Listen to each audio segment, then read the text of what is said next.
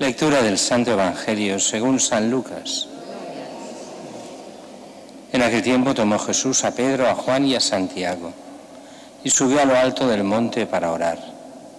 Y mientras oraba, el aspecto de su rostro cambió y sus vestidos brillaban de resplandor.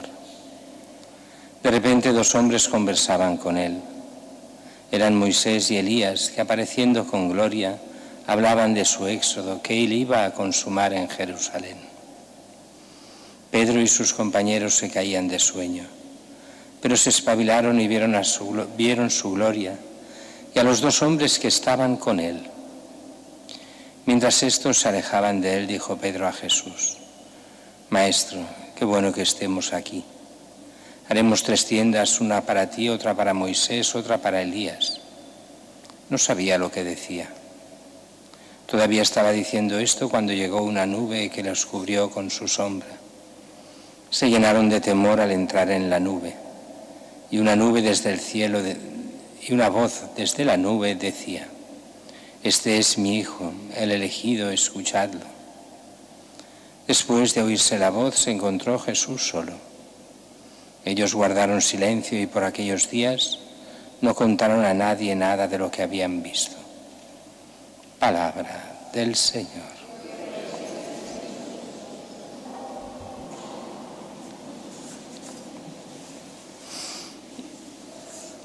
La primera lectura nos da esta primera alianza con Abraham, aunque la alianza con Abraham de alguna forma hay como varias alianzas con Abraham, aunque todas en lo mismo, pero salen varios momentos diferentes de su vida. Pero aquí es ese momento en que Abraham ya ha salido de Ur de Caldeos, ha salido de lo que es Irak, ya está en lo que muchos años después llamaremos, muchos siglos después llamaremos Israel, y allí se le aparece el Señor: cuenta las estrellas si puedes contarlas. En esas noches estrelladas donde parece que hay muchísimas estrellas, y se ve lleno, cuéntalas. Claro, no las puede contar. Los especialistas dirán que todas las estrellas que se pueden ver a ojo desnudo, o sea, sin aparatos, pueden llegar en teoría a 9.000 y pico, pero es casi imposible ver más de 5.000, porque las 9.000 y pico serían entre el hemisferio norte y el hemisferio sur. Y algunas del hemisferio sur aquí no las vemos, y al revés. Entre 2.500 y 5.000 se pueden llegar a ver normalmente en una buena noche bien clara y que se vean muy bien las estrellas. Pero una cosa es verlas y otra es contarlas. Así será tu descendencia inmensa. Adán creyó al Señor, pero aquí se salta cosillas. Porque el gran problema de Adán es viejo, no tiene hijos y su mujer no le da hijos, no vienen. ¿Qué hacer? Y el Señor me promete una gran descendencia, pero aquí no hay hijos y ya es viejo. Y cree en el Señor, y el Señor le continúa haciendo una alianza en la cual le garantiza no solo que tendrá hijos, sino que su descendencia dominará desde el río de Egipto, o sea, desde el Nilo hasta el Éufrates. O sea, prácticamente buena parte de Oriente Medio, Oriente Próximo. Bueno, y parte de África y parte de Asia. Y eso, bueno, Abraham pasa a ser el padre en la fe, el que cree contra toda esperanza, el que el Señor le dice cosas y dices, pero no pasan. No vienen, pero yo me lo creo, pero no están.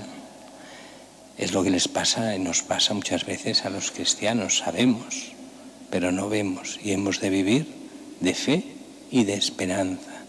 Y con el tiempo nos damos cuenta que teníamos razón en la fe y en la esperanza, pero en ese momento se necesita la fe y la esperanza para ir adelante.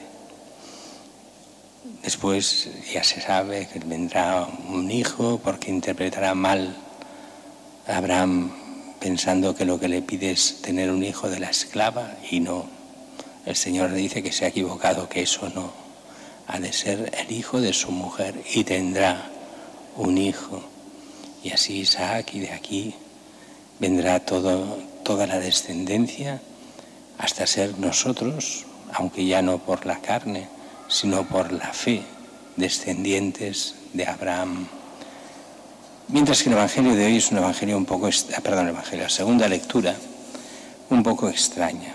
Los filipenses, y se nos habla de lo que es la transfiguración, pero no la de Cristo en el Tabor, la que hemos visto en el Evangelio, sino que nosotros estamos destinados a la resurrección y a la transformación, a la glorificación. Pero eso exige un camino de santidad. Así dice Pablo: sed imitadores míos y fijaos en los que andan según el modelo que tenéis en nosotros. O sea, imitad a los santos. Eso es lo primero que va diciendo. Y entonces nos da una advertencia que va no solo para decir, mira, nosotros los cristianos somos buenos y los demás qué malos que son. No va por ahí. Cuidado con nosotros mismos, que nos llamamos cristianos, nos llamamos de Cristo, pero podemos ser iguales o peor que los paganos. Dice, hay muchos, y aquí podríamos decir entre los cristianos, que andan como enemigos de la cruz de Cristo. Os lo he dicho muchas veces, pero os lo repito ahora con lágrimas. Se está refiriendo a nosotros, a los cristianos de todas las épocas. Enemigos de la cruz de Cristo, su paradero es la perdición, su Dios el vientre, su gloria sus vergüenzas. Solo aspiran a cosas terrenas. Y eso se da, y mucho, también entre cristianos. Y dice, ¿cómo debemos ser nosotros? En cambio, debemos ser ciudadanos del cielo, de donde aguardamos un Salvador, el Señor Jesucristo. Así que nos hemos de ganar el cielo. Pablo es un magnífico intérprete de Cristo. Es aquello que dice tantas veces el Señor en el Evangelio. ¿De qué nos sirve ganar el mundo si perdemos el alma? Es esto, así de claro. Aquellos que piensan que pueden seguir el mundo y después creerse cristianos y buena gente, pero van siguiendo lo que sigue el mundo. Para eso está la conversión, para eso en la Cuaresma se nos pide la confesión de los pecados, la conversión, el arrepentimiento y vivir como cristianos en Cristo. Bien. El Evangelio de hoy lo conocéis todos muy bien, esa transfiguración del Señor. Jesús que coge a 3 de sus discípulos, Pedro, Santiago y Juan, los lleva a una montaña a orar. Decimos que es el Tabor, pero eso no sale en el Evangelio. Eso es una pura tradición que puede ser cierta como falsa. Sabemos que es una montaña, nada más que eso. Bien. Y una montaña, no entendamos montañas grandes, porque allí en Israel sí que hay el Hermón, que es grande, pero eso está muy al norte. En la zona, fuera del Hermón, no hay montañas grandes. Son, aquí diríamos montes, sí, como una especie de Tibidabo, de Montjuïc, poco más que eso. Bien. Suben a la montaña a orar. Y ahí empieza la cosa rara. Dice que mientras oraba su aspecto cambió, empezó a brillar de resplandor. Los otros evangelios nos dirán de un blanco que ningún batanero del mundo podría llegar a igualar. Se aparecen Moisés y Elías. Moisés, que recordemos que también él había quedado blanco resplandeciente cuando estaba con el Señor y tenían que cubrirlo. Bien. Y estos dos aparecen también con gloria, con la gloria de Cristo. Y empiezan a hablar. ¿Y de qué hablan? Hablan de su muerte, de la muerte de Cristo. que tenía que pasar en Jerusalén. Eso ya empieza a decir, bueno, qué cosa extraña, ¿para qué todo esto? Y todo esto es como una advertencia a los apóstoles, para que se den cuenta cuando llegue el momento malo, el momento de su pasión, que todo eso ya estaba, Jesús se lo ha dicho varias veces, que él iba a morir, que iba a ser juzgado, condenado, que moriría en la cruz, que al tercer día resucitaría, pero ellos no acaban de entenderlo. Tanto es así que el mismo Pedro se pondrá a recriminar a Jesús. Eso no puede ser, como diciendo, estás depresivo, que esto no es así, hombre. Qué depresivo, ni que Jesús no es un depresivo, faltaría más. Que está diciendo la verdad, lo que va a pasar. Pero los apóstoles ni quieren creerlo, ni quieren que sea así. Y como tantos hoy en día piensan que con su voluntad hacen que las cosas cambien, no cambian solo con la voluntad. Y Jesús les advierte y les hace ver lo que será su gloria después de la resurrección, precisamente para que tengan fuerzas y no desesperen en el momento de su pasión. Y por eso les prohíbe, no lo dice en el texto de hoy, pero sí en los demás evangelios, les prohíbe que digan nada de eso hasta que haya resucitado de entre los muertos. Y los apóstoles tampoco entenderán qué quiere decir eso de resucitar de entre los muertos, pero lo verán y entonces sí entenderán. Y cuando están allí se está bien, como estar en el cielo. Por eso Pedro, todo obnubilado de lo que está pasando, qué bien se está aquí, hagamos 3 tiendas, una para ti, otra para Moisés, otra para Elías. Como dice el Evangelio, no sabía lo que decía. Y en ese momento se cubre todo, aparece esa gran nube. Recordemos que la nube, en el sentido metafórico en el Antiguo Testamento, es desde donde habla Dios. La nube que cubría al pueblo de Israel, que era la que daba sombra y que era la presencia de Dios y que bajaba sobre el tabernáculo y que ahí se comunicaba con Moisés. Pues aquí desde esta nube se oye la voz del Padre. Este es mi Hijo, escuchadlo. En el fondo es todo lo que el Padre tiene que decirnos. Dios Padre nos da solo una orden: reconocer a Cristo como su Hijo, que Él es la palabra de Dios y a Él hemos de escuchar y hacer caso, a Cristo, a nadie más. Fijaros que en el fondo es lo mismo que nos dice la Virgen. Si os acordáis, la Virgen cuando hay las bodas de Caná, ¿qué dice a los sirvientes? Y esos sirvientes representan a cada uno de nosotros. Señalan a Jesús, señala la Virgen a Jesús y les dice: haced lo que Él os diga.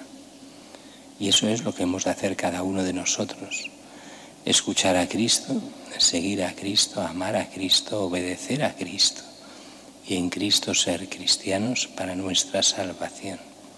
Pero hoy decíamos que celebramos también, y así solo un minuto sobre esto, el día del seminario, fiesta más cercana a San José. Si San José fuera día de precepto y festivo, lo celebraríamos esto, el día del seminario, el día de San José, pero no siendo festivo, siendo laboral.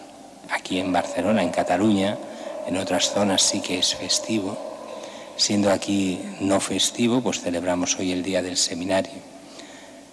Y por eso rezaremos dentro de poco por las vocaciones, para que hayan muchas y santas vocaciones. Recordemos que uno de los problemas más graves en este momento, ante la falta de fe, conjuntamente con la falta de fe de nuestro pueblo, es la falta de vocaciones. De hecho, ya sabéis que a partir de este julio, cuando hayan los nombramientos, se hacen lo que se llaman las agrupaciones pastorales, Las parroquias como tal pueden, depende de cuáles, dejar de tener párrocos y entonces habrá un superpárroco, no le llaman así, pero es la idea, para cada agrupación de parroquias.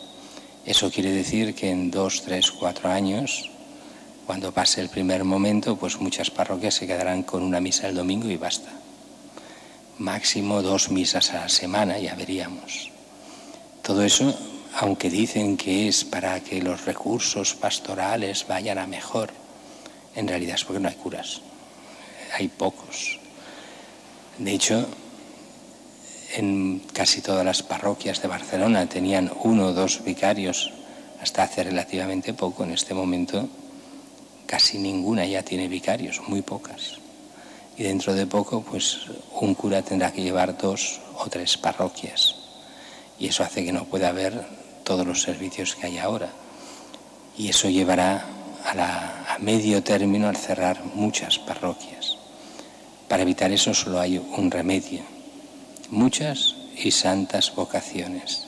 Y eso quiere decir que nuestros fieles vivan la fe para que tantos jóvenes puedan llegar a ser pastores de la Iglesia y estar y llevar las comunidades. Si no, vamos mal, muy mal. Para eso hay que convertirse en nuestras familias, convertirse en familias cristianas. Los curas han de intentar ser ejemplo real para los fieles y después que se formen, que sepan formar el seminario también curas auténticos para el bien de la diócesis, que sepan amar a los feligreses y hacerlo bien a los ojos de Dios. Sin un buen seminario, sin unas buenas vocaciones, la diócesis tiene mal futuro, tiene un presente mediocre y un mal futuro.